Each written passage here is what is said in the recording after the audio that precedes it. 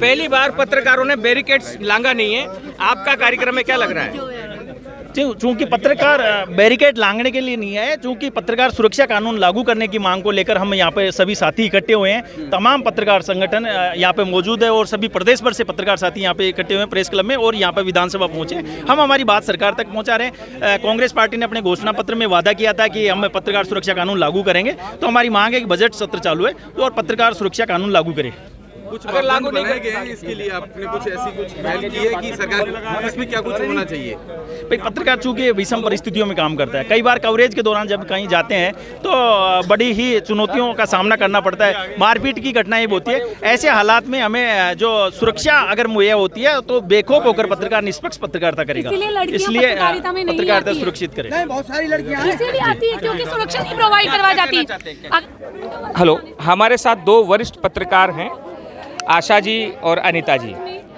जाना पहचाना चेहरा है राजस्थान में पत्रकारिता का, और महिला सुरक्षा कानून के लिए भी इनकी कलम हमेशा चली है। अब ऐसे में जब महिला सुरक्षा पत्रकारिता में नहीं होने के कारण पत्रकारिता में महिलाएं आ नहीं पाती है, बालिकाएं आ नहीं पाती है, तो क्या लगता है आपको कि इस बार अशोक गहलोत आपकी ये मांग मानेंगे और कितना जायज़ है ये? मैं तो देखो आश्वस्त हूँ कि अशोक गहलोत ने जब वकीलों को दी है सुरक्षा तो हमें भी देनी चाहिए। और पत्रकार तो ज़्यादा रिस्क लेते हैं, वो तो पैसा लेके लोगों की सेवा कर रहे हैं, हम तो बिना पैसा लिए करते हैं। तो पत्रकारिता में तो बहुत ज़रूरत है, महिलाओं के लिए तो विशेष करके, क्योंकि हम लोग न जाने कौन कौन से इवेंट्स होते हैं, कौन कौन से अपराधियों की खबर लेने जाते हैं, तो फील्ड में हमको जो दिक्कत होती है वो तो हमेशा फेस करनी पड़ रही है। और ये कानून और भी प्रांतों में बन चुका है, तो राजस्थान में क्यों नहीं? ये जरूरी है और इस समय अशोक गहलोत को कर देना चाहिए, इसको डिले नहीं करना चाहिए, क्योंकि आगामी चुनाव आने वाले हैं, फिर नोटिफिकेशन जारी हो जाएगा, उसके बाद ये कानून की कोई बात हो नहीं पाएगी। तो इसी सत्र में इसको तुरंत लागू करना चाहिए। कभी नहीं तो कभी नहीं, अशोक गहलोत सबको दे रहे हैं। हाँ। और राष्ट्रीय स्तर पर अशोक गहलोत ये कह रहे हैं मोदी सरकार के लिए कि उन्होंने प्रजातंत्र को कमजोर कर दिया। अब जब वे ये दावा कर रहे हैं कि बीजेपी ने प्रजातंत्र को कमजोर कर दिया, ऐसे में क्या लगता है प्रजातंत्र की मजबूती के लिए चौथे स्तंभ को ये सुरक्षा कानून अशोक गहलोत देंगे या अपने भाषणों तक ही सीमित रहेंगे? मुझे लगता है कि अशोक गहलोत जी जरूर देंगे, सुरक्षा कानून को जरूर लागू करेंगे। वो समझते हैं, पत्रकारिता को भी समझते हैं, पत्रकारों को भी समझते हैं, तो मुझे ऐसा लगता है कि वो देंगे। हाँ। एक आशा है, निराशा नहीं है, क्योंकि पत्रकार जायज मांग उठा रहे हैं और अशोक गहलोत जो मांग रहे हैं उनको देते जा रहे हैं, और वे कह रहे हैं कि मांगते मांगते थक जाओगे, मैं देते देते नहीं थकूंगा। अब देखना यह है कि जो अशोक गहलोत मोदी सरकार पर प्रजातंत्र को खोखला करने का आरोप लगाती है, क्या वो अशोक गहलोत अपने भाषणों से बाहर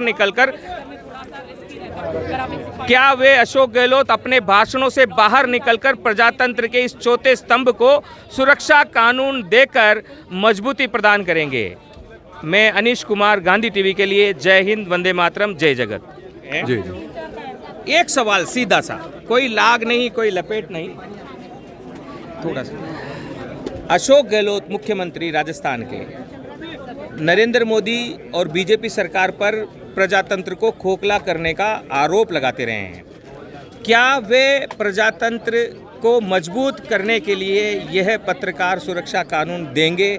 अगर नहीं देंगे तो फिर आपका क्या आगे कार्य रहेगा इससे? देखिए, मेरा पहली बात तो मुख्यमंत्री महोदय से ये निवेदन है कि उन्होंने जो वादा किया था अपने चुनाव घोषणा पत्र के अंदर कि पत्रकार सुरक्षा कानून लागू होगा, मुख्यमंत्री जी अन्य दलों के नेताओं पर, केंद्र सरकार पर लगातार भड़कते रहते हैं, कहते हैं लोकतंत्र खतरे में है, केंद्र सरकार सुनती नहीं है पत्रकारों की। तो मेरा सवाल ये है कि जब आप किसी और पे आरोप लगाते हैं तो सबसे पहले आपको अपनी वादा खिलाफी से अलग हट करके अपना वादा को निभाना चाहिए। पत्रकारों के साथ में इस तरह का धोखा ठीक नहीं है।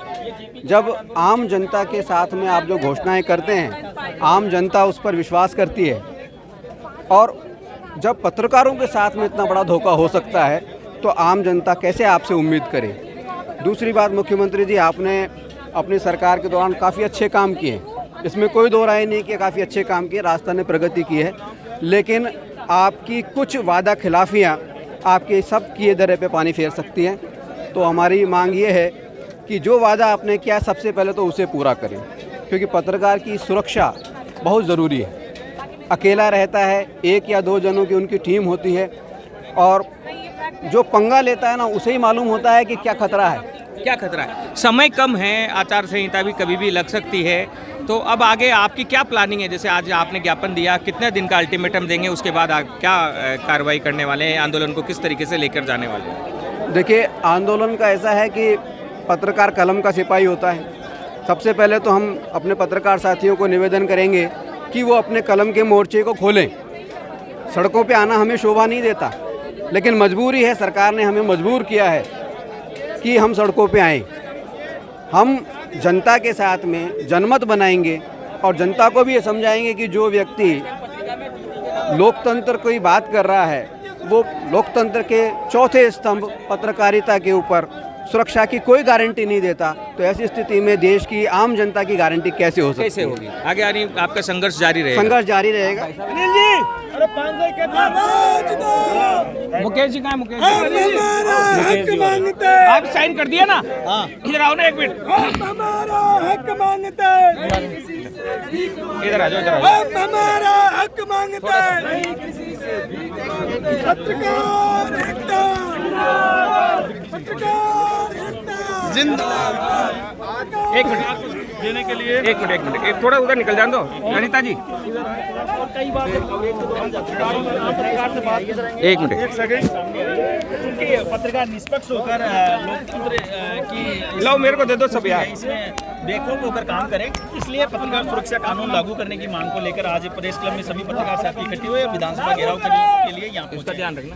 क्योंकि कांग्रेस पार्टी ने अपने घोषणा पत्र में वादा किया था कि हम पत्रकार सुरक्षा कानून लागू करेंगे, तो हमारी मांग है कि ये बजट सत्र चालू है कि पत्रकारों को सुरक्षा प्रदान की जाए, इसलिए पत्रकार सुरक्षा कानून थोड़ा सा बात हुई विधानसभा में किसी से वार्ता होगी या अभी धरने पर बैठे? बिल्कुल अभी आए हैं और सरकार के प्रतिनिधि भी आए हैं, वो बात कर रहे हैं और हमारा प्रतिनिधिमंडल सरकार से वार्ता कर अपनी बात रखेगा, फिर उसके आगे की तय किया। कितने मेंबर है प्रतिनिधिमंडल में?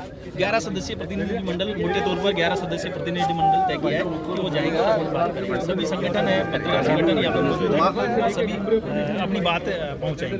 महासचिव रघुवीर जहांगीर मुकेश जी पहली बार अगर सुरक्षा हमें प्रोवाइड करवाई जाती है तो ज्यादा से ज्यादा महिलाएं इस फील्ड में आएगी, वरना हम लोगों को डर रहता है कि हमने किसी के खिलाफ कुछ बोल दिया तो लड़कियों के साथ रिस्क रहता है। आज आपके अध्यक्ष ने ये मुद्दा उठाया है जी, तो अब आपको क्या लग रहा है कि ये मिलेगा? बिल्कुल मिलेगा। पत्रकार निष्पक्ष तरीके से काम करते हैं तो हमें सुरक्षा मिलनी चाहिए। सबकी सब मांग मांग रही है, हमारी मुकेश जी आपको क्या लगता है सरकार इस मांग को मानेगी? मानेगी। हमने हमारी बात रखी है, जो सरकार ने घोषणा की है और उम्मीद है कि वो मानेगी, क्यों नहीं मानेगी। माननी पड़ेगी। हम आगे की आंदोलन की रणनीति बनाएंगे और हम आंदोलन की रणनीति बनाएंगे और सरकार ने अपने घोषणा पत्र में वादा किया है कांग्रेस पार्टी ने कि पत्रकार सुरक्षा कानून लागू किया जाए। पत्रकार सुरक्षा कानून लागू होता है तो पत्रकार विषम परिस्थितियों में काम करता है, उसको सुरक्षा मिलेगी और निष्पक्ष पत्रकारिता की होगी। अभी महिला पत्रकारों ने एक आवाज उठाई है कि अगर सुरक्षा कानून लागू होता तो अधिक से अधिक महिलाएं आएंगी। बिल्कुल इस बात से सहमत है। सुरक्षा कानून लागू होने का सभी को फायदा मिलेगा और महिलाएं भी विषम परिस्थितियों में काम करती है, सभी करते हैं पत्रकार साथी, तो उन्हें इस सुरक्षा कानून का फायदा मिलेगा। आप ये बताओ कि अनिता जी लंबे टाइम से आप पत्रकारिता से जुड़ी रही हैं, संघर्ष करती रही हैं, महिलाओं की आवाज उठाती रही हैं, क्या लगता है सुरक्षा कानून से महिला पत्रकारों को क्या फायदा मिलेगा? महिला ज़्यादा से ज़्यादा महिलाएं आएंगी और महिलाओं पत्रकारिता में देखो महिलाएं भी हैं, वैसे भी हैं, डेस्क पे हैं और भी हैं, लेकिन इससे कि महिलाओं को बहुत ज़्यादा फायदा मिलेगा। ज़्यादा से ज़्यादा महिलाएं आएंगी। कई महिलाएं रात को ड्यूटी नहीं करती, वो भी रात को कर पाएंगी। रात को 11-11 बजे महिलाएं जाती है, भास्कर वगैरह में रात को 1 बजे 2 बजे महिलाएं जाती हैं, डेस्क पे जो बैठती हैं। तो अगर सुरक्षा कानून पास होगा, सरकार करती है क्योंकि उनके बजट में है, तो महिलाओं को भी फायदा होगा और ये होना भी चाहिए। ये होना चाहिए। हाँ, बिल्कुल होना चाहिए। जिस प्रकार से अशोक गहलोत सरकार सबको कुछ न कुछ देती जा रही है, तो इस बार पत्रकारों को भी कुछ मिलेगा। मुख्यमंत्री जी मीडिया फ्रेंडली है, वो उन्होंने मीडिया वालों के लिए बहुत कुछ किया है और हमेशा करते हैं। पिछली सरकारों में भी उन्होंने किया है, अभी भी करते हैं और पत्रकारों के लिए बहुत ही अच्छा सोचते हैं। तो मुझे लगता है कि मुख्यमंत्री जी जरूर करेंगे और हमारी मांग को मानेंगे। क्या महिला पत्रकार अलग से इकट्ठा होकर मुख्यमंत्री के पास जाने का कोई प्लान? हाँ, ऐसा कुछ कर सकते हैं, हम कर सकते हैं। करने जाते हैं। 1 मिनट बैठ।